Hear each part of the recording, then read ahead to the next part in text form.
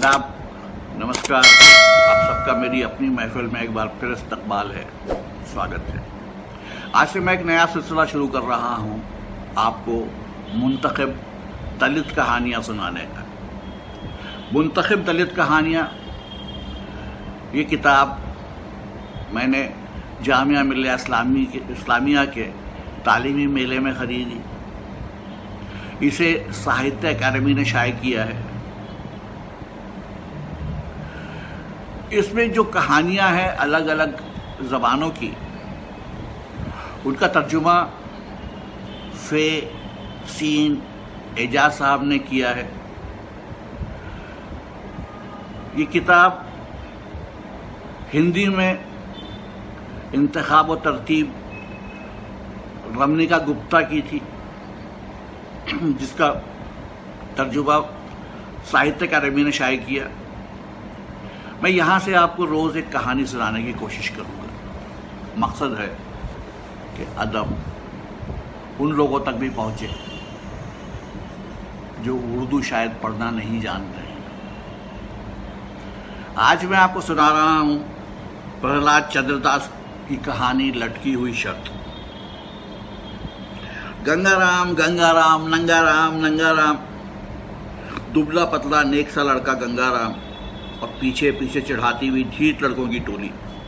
गंगाराम गंगाराम नंगाराम नंगाराम, अच्छे खासे नाम की ऐसी तैसी कर दी थी बदमाशों ने। गंगाराम आज इक्के दुक्के लड़कों के साथ इख्तिलाफ करता, कभी कभार लड़ भी जाता, लेकिन जब लड़कों की पूरी टोली ही उसके पीछे पड़ गई तो वो क्या करता? वो रोता, गुस्सा करता और आखिर में भाग जाता। लड़के जोर जोर से चिल्लाने लगते, भाग गया गंगाराम, भाग गया गंगाराम। गंगाराम अपनी बेबसी पर रोता, गुस्से से उसके नफ्से फूल जाते। पर वक्त भी कैसा पलटा खाता है। वही गंगाराम आज इलाके का मशहूर गंगा बाबू है।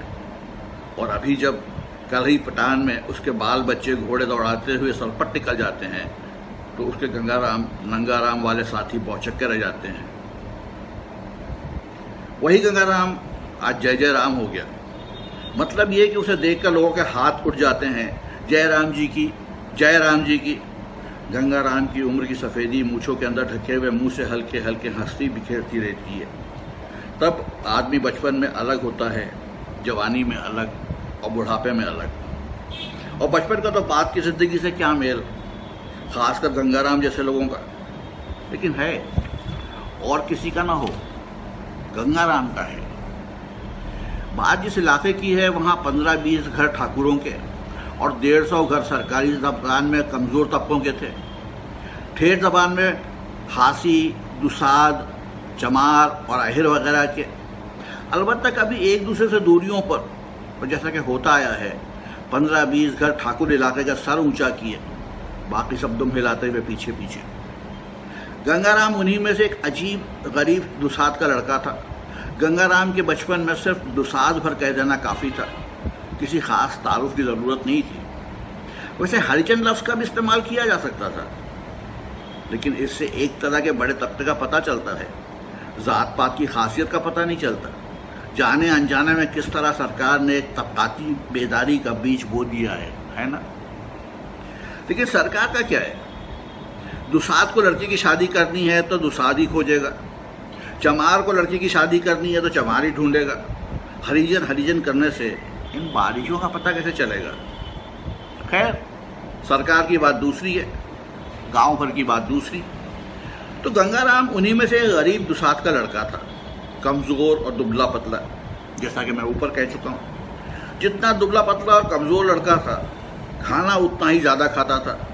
लोग कहते हैं कि उसका पेट है या पाताल, पता ही नहीं चलता। और वो जो इतना खाता है वो जाता कहाँ है? अपने घर में भूंजी भाड़ नहीं, इसलिए अपने घर की बात क्या करता। लेकिन ठाकुर का घर किसी क्रियाक्रम में वो खाने के लिए बैठता तो देखने वाले देखते ही रह जाते। और रामकिशन बाबू की बेटी की शादी में तो कमाल हो गया। शादी हो चुकी थी, बोझ चल रहा था। गंगाराम जिस कतार में बैठा था उसके अलग अगल बगल और कतारें थी। धीरे धीरे सारी कतारें उठ गई। गंगाराम की कतार वालों ने थोड़ी देर गंगाराम के हाथ रोकने का इंतजार किया, लेकिन गंगाराम था कि खाया जा रहा था। आखिर थक कर वो भी उठ गए। कानाफूसी होने लगी। कौन खा रहा है? गंगाराम। भाई किसका लड़का है? अरे गांव के एक दुसाध का बेटा है। फिर लोग जोर जोर से पूछने लगे कौन खा रहा है? हैरानगी से सब उसे देख रहे थे। ताज्जुब की बात है कि इतनी उथल पथल और बेचैनी में भी रामकिशन बाबू ने जब ये बात सुनी तो अपने को रोक ना पाए और उसके सामने कुर्सी डालकर बैठ गए। गंगाराम तुम डरो मत, खाए जाओ। फिर परोसने वाले को बुलाया और कहा तुम भी वहीं रुक जाओ और गंगाराम जैसे जैसे खाता जाता है तुम देते जाओ। गंगाराम ने एहसानमंद नजरों से एक बार किशन बाबू को देखा और फिर खाने में जुट गया। ऐसा खाना बरस 2 बरस में भी तो नसीब नहीं होता। उधर अस्तबल में गंगाराम का बाप हरकू चमार के साथ घोड़ों के लिए सानी पानी कर रहा था। बात वहां तक भी पहुंच गई। बाप बेचारा तो शर्म से कट गया। उसने हरकू से कहा हरकू चलो जाके उस हरामजादे को उठा लाओ। पूरा गांव तो उस हट्टू को जानता है। बाहर के इन बारातियों के सामने भी मेरी नाक कटा रहा है। हरकू एक अच्छे दोस्त की तरह हाथ मुंह धोकर खाने की जगह पर गया। करीब करीब सभी लोग खड़े होकर गंगाराम का यह तमाशा देख रहे थे। हरकू को भी शर्म आने लगी। साला पूरी करीब बिरादरी की नाक कटा रहा है। ऐसा तो नहीं कि आज ठूंस कर खा लेने के बाद कल से भूख ही नहीं लगेगी। सामने रामकिशन बाबू को बैठा हुआ देखा तो हरकू एक बार ठिठका, लेकिन बात बर्दाश्त से बाहर होने लगी थी। लोग जोर जोर से हंसने लगे थे। वो लहक कर गया और छट से गंगाराम का दाहिना हाथ ही पकड़ लिया। एक निवाला मुंह में गंगाराम भौचक्का रह गया। रामकिशन बाबू की तफरी में रुकावट पड़ी, फिर भी वो बिगड़े नहीं। शायद अपनी लड़की की शादी थी इसलिए। जाओ अब खाओगे भी कैसे, जमाना तो छू दिया। गंगाराम ने भी महसूस किया वो तो ऊंची जात का है। उसने धीरे से निवाला पत्तल पर रखा और उठने लगा। यहां भी उसे उठा ही नहीं गया। उसे उठा ही नहीं जा रहा था। हरकू ने पकड़ ही लिया था। उसने संभाल कर उठाया। क्यों पिल पड़ते हो इस तरह खाने पर? बाद में हरकू ने तो समझाने की कोशिश की थी। ये ठीक है कि हम लोग देवताओं की तरह अगरबत्ती और फूल की खुशबू सूंघ कर नहीं रह सकते। हमें एक पेट भात चाहिए ही चाहिए, लेकिन क्या इस तरह जलील होकर? ये भी ठीक है कि हमें कभी बढ़िया खाना नसीब नहीं होता और बाबू लोग के यहाँ किसी मौके पर ही ऐसा खाना मिलता है। लेकिन गंगाराम ने बात काट दी थी। कहा था काका मैं सिर्फ पेट भरने के लिए नहीं खाता, मैं खा खाकर इतना मोटा इतना ताकतवर हो जाना चाहता हूँ कि मुझे जो लड़के रात दिन चिढ़ाते रहते हैं गंगाराम नंगाराम कह के, मैं अकेले उन सबों को सबक सिखा सकूँ। हंस पड़ा था हरकू। कहा ठीक है, लेकिन वो ताकत एक बार पेट ठूंस कर खा लेने से नहीं आती। उसके लिए रोज रोज भरपेट खाना मिलना चाहिए। और रोज रोज भरपेट खाने का इंतजाम कर लिया था गंगाराम ने। वो दिन और ये दिन। ठाकुर रामकिशन के अस्तबल को सानी पानी खिलाता था। उसका बाप आज खुद वो अस्तबल का मालिक है। खाना देखकर पेट भरने के लिए टूट पड़ने वाला गंगाराम खुद कितने लोगों का पेट भरता है। 10 कट्ठे में फैला हुआ उसका मकान और खानदान, उसके बढ़ते हुए लोगों से भरा पूरा घराना। कभी कभी गंगाराम अपनी छत पर टहलता हुआ गुजरी हुई पुरानी तारीख की तरह पूरे इलाके को देखता जाता है और सोचता किस तरह लक्ष्मी ठाकुरों के बस्ती से सरकती हुई धीरे धीरे उसके पास आ गई। आन बान और शान में जीने वाले ठाकुर खोखले होते गए और वो दिल्ली दल में सर झुकाता है उस हरकू काका के लिए जिसने उसे उस दिन हाथ पकड़कर खाने से उठा लिया था। और समझ में आने के बाद उसे दूर दूर तक लोगों की हंसी अपना पीछा करती हुई लगी थी। ये पेट, हाँ ये पेट ही परेशानियों का जड़ है। पहले इसी का जुगाड़। उसकी नज़र गई थी अपने हाथों पर। बहुत छोटे से थे उसके हाथ। उसने अपने पिताजी के हाथों की तरफ देखा था। वो रामकिशन बाबू के अस्तबल में पानी सानी में फंसे थे और सानी पानी करते हुए उसके पिता एक दिन चल बसे थे। मरते मरते वो अपने बाप होने का फर्ज जरूर अदा कर गए थे। गंगाराम की शादी करा गए थे। गंगाराम छटपटा कर रह गया था, लेकिन उसने हिम्मत नहीं हारी। कभी के पेटू गंगाराम ने अपना पेट काट काट कर किसी तरह बेटे को पढ़ाया लिखाया। कभी कभी गंगाराम हरकू काका की तरह गादी बाबा को प्रणाम कर लेने से मना करता है, क्योंकि पढ़ने लिखने के बाद फौरन हरकू काका की तरह गादी बाबा को प्रणाम कर लेने से मना करता है, क्योंकि पढ़ने लिखने के फौरन बाद मुनुआ को नौकरी मिल गई थी बैंक में। मुनुआ ने बाद में समझाया था गांधी बाबा ने ऐसा इंतजाम कर दिया है कि दुसात, चमार, हासी वगैरह छोटी जात के लड़कों की पढ़ने के फौरन बाद नौकरी लग जाती है। अभी दूसरा बेटा शिवचरण बताता है कि ऐसा अम्बेडकर नाम के एक आदमी की वजह से हुआ है, लेकिन किसी की भी वजह से हुआ हो, जैसे जैसे उसके बेटे बड़े होते गए धनाधन नौकरी में लगते गए। मुनुआ बैंक में, शिवचरण पुलिस में, हरचरण ऑफिस में, और गंगाराम अपने बड़े होते हुए हाथों की तरफ खुश होकर देख रहा था। हरकू काका तब भी जिंदा थे और कभी कभी आते रहते थे। उन्होंने समझाया था, बेटा ऐसा नसीब किसी किसी का होता है, किसी को दौलत मिलती है तो औलाद नहीं, किसी को औलाद मिलती है तो दौलत नहीं। तुम्हारे पास अभी दौलत और औलाद दोनों हैं, थोड़ी समझदारी से काम लेना। दौलत से दिमाग खराब हो जाता है। बाबू की तरह बुरी आदतों से बचना। बाबू की खराबी गंगाराम में नहीं आई। बाबू में यह खराबी नहीं होती तो क्या गंगाराम होता? क्या वो वही गंगाराम नंगाराम नहीं रहता? बाबू में आन बान और शान के अलावा एक और खराबी थी, लड़कियों का शौक। घर में खूबसूरत और समझदार बीवियों के रहते पता नहीं कहाँ कहाँ से बाबू लोग कैसी कैसी लड़कियां उठा लाते थे। एक और से मुतमईन हो जाए वो क्षत्रिय कैसा। क्षत्रिय और मर्दानगी की ये नई तारीफ थी उनके सामने, और यही तारीफ ले डूबी हुई है। ये दूसरी तीसरी औरतें लाई जाती थी तफरीह के लिए। ये पान खाती थी, शराब पीती थी और तरह तरह की फरमाइशें करती। बाबू लोग उनके पीछे धीरे धीरे चलते जाते। हालांकि उन औरतों में भी किसी किसी ने तारीख बना दी और अपनी वफादारी और अपने फर्ज को पूरा करने के लिए आज इलाके में याद की जाती है, लेकिन उनकी तादाद बहुत कम थी। ज्यादातर ने बाबुओं को लूटा और चल पड़ी। हालांकि कुछ बाबुओं ने पेशे में डलवा दिया, पर उनसे हुई आमदनी रामकृष्ण जैसों के लिए डूबते को तिनके का सहारा, कहावती बनकर रह गई, कुछ बन न पाया। ऐसे ही लम्हों में बाबुओं के यहाँ की लक्ष्मी गंगाराम के हाथों से रखने लगी थी। बड़े बड़े मौकों पर काम दिया गंगाराम ने बाबुओं को। 3 कमाऊ पूत के पैसे एक जगह इकट्ठा हो रहे थे, उनका इससे बढ़िया इस्तेमाल क्या हो सकता था? लेकिन पैसे क्या यूं ही दिए जाते? गंगाराम ने पहले तो हाथ जोड़ दिए थे, मैं एक अदना सा आदमी क्या मुंह लेकर आपके दरवाजे पर पैसे वसूल करने आऊंगा।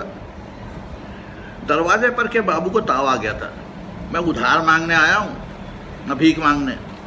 इतनी दौलत पड़ी है मेरी, ले लो एक। कहा ना आन बान और शान, बस 1 2 3 गिनती तो कभी खत्म नहीं होती। फिर बाबू भी बढ़ते गए, 1 2 3, और इधर गंगाराम गड्डियां गिन रहा था, 1 2 3। इसी बीच एक दिन हरकू फिर आधम के, जी हाँ इस बार आधम के थे, आए तो थे न्योता लेकर, लेकिन हरकू काका ने न्योता दिया था। न्योता के बहाने धमकी दी थी, कहा था गंगाराम मैंने इसी दिन के लिए तुम्हें होशियार किया था। हुआ क्या काका? होगा क्या खाक? मैंने अभी अभी शिवचरण को दुखहरण बाबू की लड़की के साथ खलियान में देखा। ये बुराइयां आती ही हैं धन के साथ, इसीलिए। पर काका बाबू ने एक जमाने में हमारी बहू बेटियों के साथ भी नहीं गंगाराम, बदला नहीं, और बदला भी तो इस तरह से बिल्कुल नहीं। गंगाराम मायूस हो गया था। बात आगे बढ़ाई थी हरकू काका ने, ताकत है तो एक आज़म करो। कैसे? रामकृष्ण बाबू की बेटी की शादी वाला वाकया याद है तुम्हें? गंगाराम का काला चेहरा भी सुर्ख होता हुआ नजर आया। मैं उस वाकये की याद तुम्हें नीचा दिखाने के लिए नहीं दिला रहा हूं, वो तो तुम्हारे बचपन की बात है।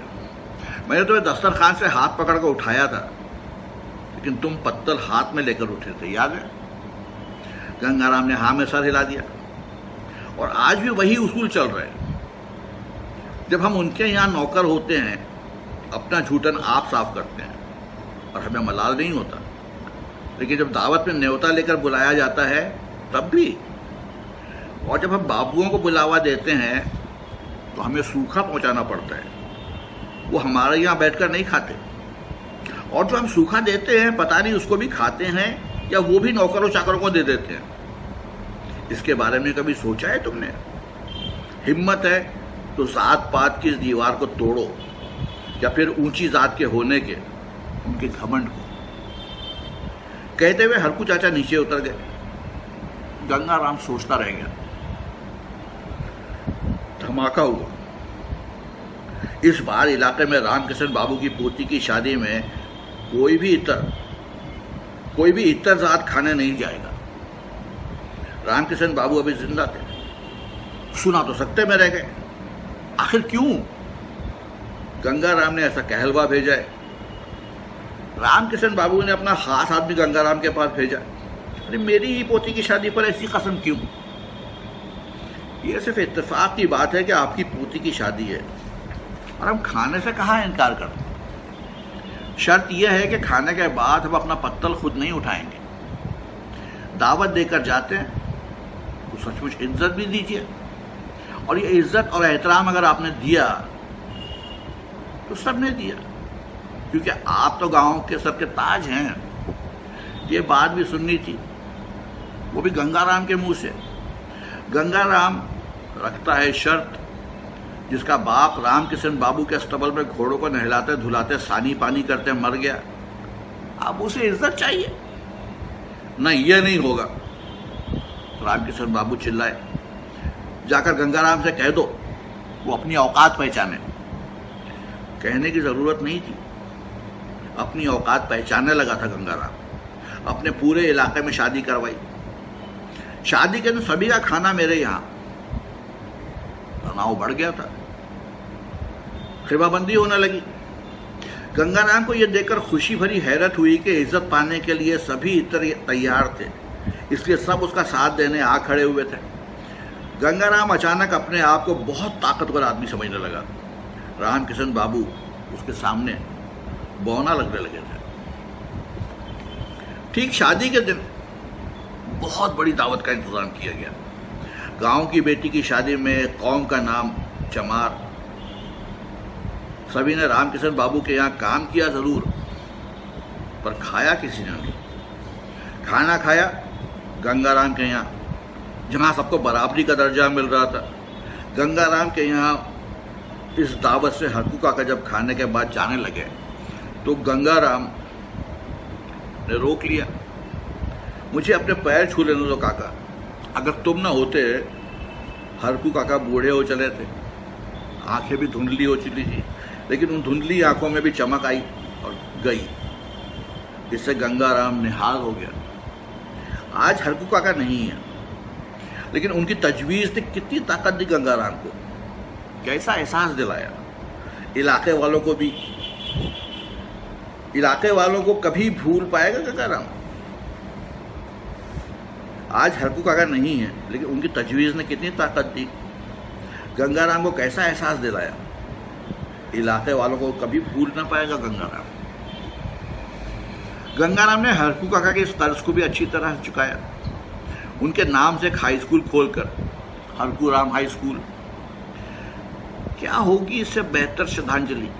क्या होगा इससे बेहतर पैसे का इस्तेमाल, ताकि वहां से और निकले मनुआ, और निकले शिवचरण, और निकले हरिचरण, और बने गंगाराम। वो दिन और ये दिन। गंगाराम की शर्त जहाँ की तहाँ लटकी हुई है। कितनी शादियां बाबुओं के यहाँ हुई, कितनी शादियां इतरों के यहाँ हुई, लेकिन ना उन्होंने इनके यहाँ खाया, ना उन्होंने इनके यहाँ। पहले तो सूखा भी चला करता था, अब तो वो भी बंद हो गया। गंगाराम अलबत्ता बाबू की मदद ही करता है। दरी, पेट्रोलियम वगैरह वगैरह ऐसे मौक़ों पर काम आने वाली चीज़ें देकर कभी कभी अपनी दोनों बंदूकें भी दे देता है। शादी ब्याह में बाबुओं के दरवाजे पर गोली छोड़ने का रिवाज चलाए रखने के लिए अगर बंदूक चलाने वाला कोई ना हुआ तो अपने बेटों या पोतों को भेज देता है। खाना ना बाबा, खाने की वही शर्त, मंजूर हो तो कहो, आते हैं। कौन करेगा मंजूर? एक क्वेरन थी, रानी बन गई तो बैगन को टैंगन कहने लगी। गंगा राम ने पूरे इलाके को बर्बाद कर दिया। कितने मेल जोल से भाईचारे के साथ रहते थे वो लोग। गंगा राम की सफेद मूछें फड़फड़ाने लगती। तो ये थी कहानी लटकी हुई शर्त।